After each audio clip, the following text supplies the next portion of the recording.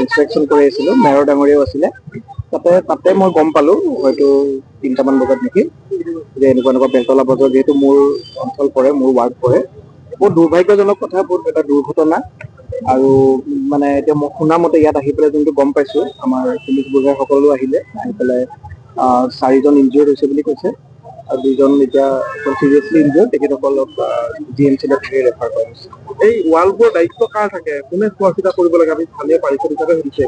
মানে এনেই ৱালখিনি আপোনাৰতো আমাৰ তেতিয়া মই জনা তেতিয়া মোৰ ইনফৰমেশ্যন আছিলে, PWD আগতে বনোৱা আছিলে। এইটো গাৰ্ড ৱাল হয়, যাতে মানুহ ইয়াতে কেতিয়াও এক্সিডেণ্টলি নহয় কৰি নাযায়, সেইবুলি গাৰ্ড ৱাল। কিন্তু এটা দুৰ্ঘটনা কেনেকে হ'ল কি হ'ল এতিয়া আমি ভালকে চালে বস্তুটো গম পোৱা যাব। আৰু বছৰ ধৰি এইসমূহ গাৰ্ডৱাল আচলতে এনেকৈ পৰি থকা পৰিলক্ষিত হৈছে বা ইয়াত কোনো ধৰণৰ মেৰামতি কৰা হোৱা নাই। স্থানীয় লোকৰ এইটো অভিযোগ আছে, কি ক'ব বিচাৰিছে?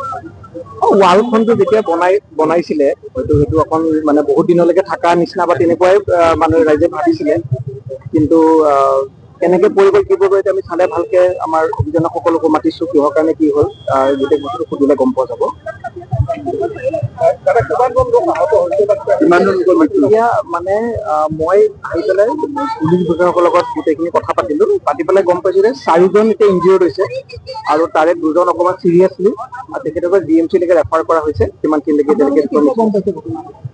আমি আজি জয়ন্ত মল্ল ডাঙৰীয়াৰ মাননীয় মিনিষ্টাৰৰ লগত আমি ফাৰ্ষ্ট এৰিয়াবিলাকত আমি আজি ইনস্পেকশ্যন চলি আছে, আপোনালোকে হয়তো গম পায়।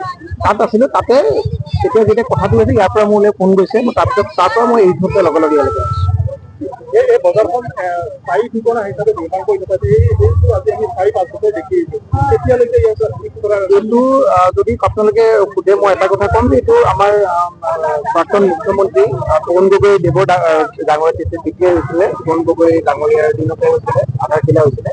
কিন্তু বহুত দিন পৰি থাকিলে, এতিয়া হৈছেগে 95% কাম কমপ্লিট হৈছে। আৰু আমি অলপমান হয়তো 1-1.5 মাহ এইটো মুকলি কৰিব সেইটো আমি অকণমান বস্তুটো অভিযোগনাসকলকে মাতিছো, তেতিয়া আমি গম পাম। এতিয়া মই একদম প্ৰাৰম্ভিক অৱস্থা যিহেতু মই আহি পাইছোহে, 10 মিনিট হৈছে তত্ত্বাৱধায়কে আহিলো। তাৰপিছত আপোনালোকক জনোৱা হ'ব। এনে গুৱাহাটীৰ যিখিনি গাৰ্ডৱাল আছে তাৰ ইনস্পেকশ্যনটো কি ধৰণে হয়? কোনে কৰে মানে পৰীক্ষা কৰে তেওঁলোকে? এইটো বস্তুতে যিহেতু PWD কৰিছে, তাতে সেই বস্তুটো আৰু এখন যেতিয়া গাৰ্ডৱাল ভালকে বনোৱা যায়, এখন ঠিকে থাকিব বুলি ভাবা যায়, যে বহুত দিন থাকিব বা বহুত দিন হেৰি কৰিব। এনে ধৰক এই গাৰ্ডখন আপোনাক লাগিছে নে খুব ভালদৰে মজবুতভাৱে এই গাৰ্ডৱালখন বনোৱা হৈছিল বুলি লাগেনে আপোনাক? এটা বিমো নাই কিন্তু মই সেইটো নাজানিম। মানে আমাৰ হেৰি পৰা আগতে বহুত আগত আপোনালোকে নিজেও হয়তো এটা ওচৰ চবে বজাৰ কৰে, গম পাই বহুত আগতে বনোৱা। সেইটো লৈ পেলাই মই টেকনিকেলি হেৰিটো যদি সোধে মোকতো মই এতিয়া ক'ব নোৱাৰিম, এইটো অভিযন্তা বা টেকনিকেল পাৰ্চনে ভালকে ক'ব পাৰিব। আৰু মই এইখিনি ইনফৰমেশ্যন আপোনালোকক জনাম।